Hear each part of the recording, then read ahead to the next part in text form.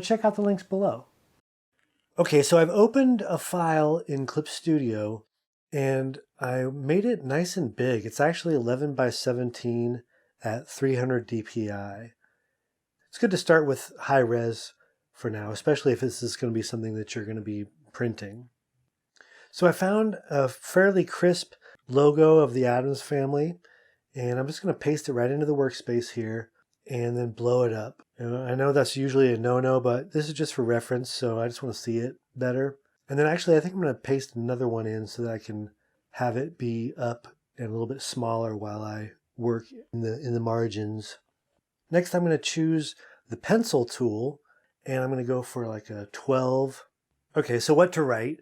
I was thinking about a plate of shrimp.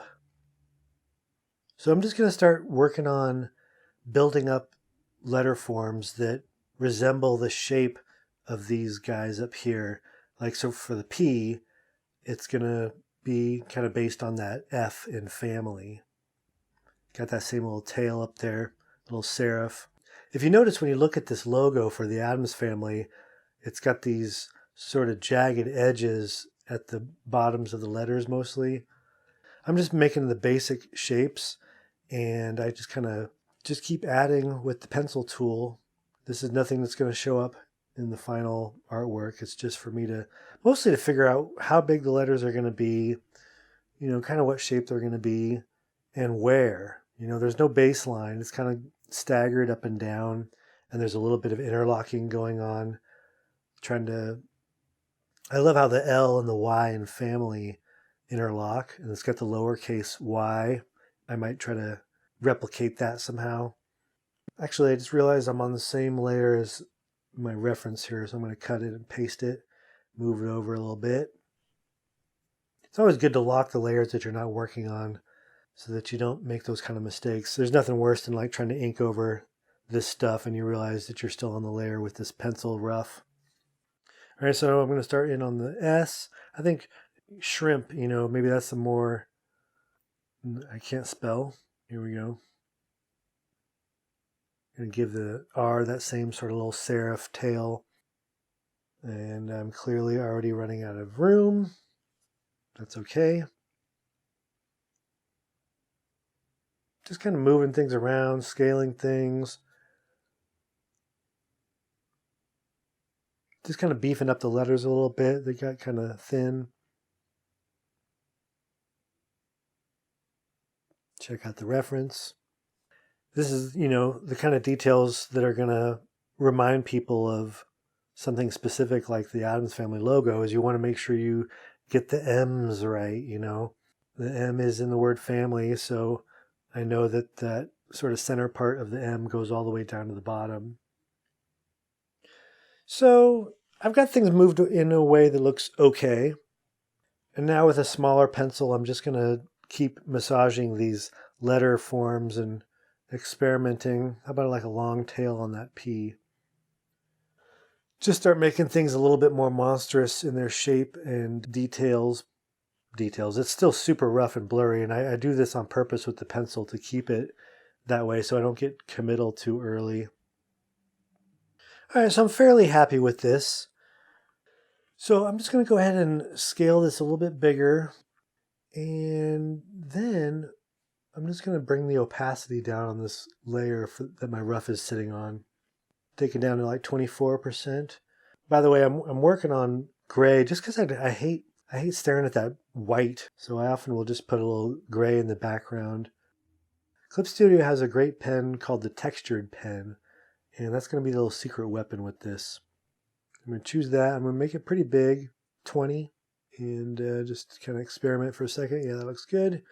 Take one more look at the Addams Family logo. All right. And so I'm just going to start digging into inking this, and it's going to be pretty sloppy at first here, just trying to get the basic forms down still with this textured pen. Go a little smaller in order to make my of here. I think that's fine for now. I'm going to go ahead and turn the rough layer off. I don't need that anymore. And now the second part of this secret weapon is with the same textured pen, I'm going to go from black to the transparency. And that's this checkerboard rectangle down here. And so that means that instead of like erasing, yes, technically I'll be erasing, but I'm going to be erasing with the same exact brush that I was just using. And I just think that is so much more useful than just using the eraser tool. Going around with the lasso tool and selecting each letter so that I don't accidentally mess up the neighboring letter. And just kind of eating away into each letter, kind of here and there. Not all the way around. It's a little random. And you don't want to go overboard with this or it'll start to look really overworked. Now I'm going to pull a quick move that's going to smooth out the edges of these letters and really kind of unify things. First I'm going to go to Filter, Blur, Gaussian Blur. Choose like 11 or so. And then I'm going to change the expression color of this layer. I'm going to change it to monochrome. And that makes it so everything on this layer is either going to be black, white, or transparent pixel. Clip Studio is still holding on to this information as being a blurry layer. And that's not really going to help anymore. So what I do is make a blank layer underneath, and then I merge down this text, this monochrome layer, onto the normal layer. So by doing it this way, I was able to get these clean, smoothed out edges, but I can still lock the transparency and paint over it, add textures, whatever I want. I'm not quite happy with the level of detail, so I'm just going to speed things up as I go through that process again, cut a few more chunks out of the letters, and then to finalize the artwork, I'll just do that same technique with the blurring and then setting the layer to monochrome. All right, so now I'm going to duplicate this layer. Just drag the layer up to the little icon on the left with the plus symbol on it. Makes a copy. And then I'm going to choose Transparency Lock. And then Edit, Fill. And my foreground color is white, so that's going to fill it with white. I'm going to fill this background layer with a darker gray so I can see what I'm doing. And then with the Move tool, that's that little cube with the arrow, I'm just going to move this over a little bit, up and to the left a little bit. All right, and then lastly, just for fun, I took this picture of a house in our neighborhood that looks like the Addams house. So I'm just going to open it up and cut it and paste it into the workspace here. Take the transparency of this layer down to like 74%. And make a new layer.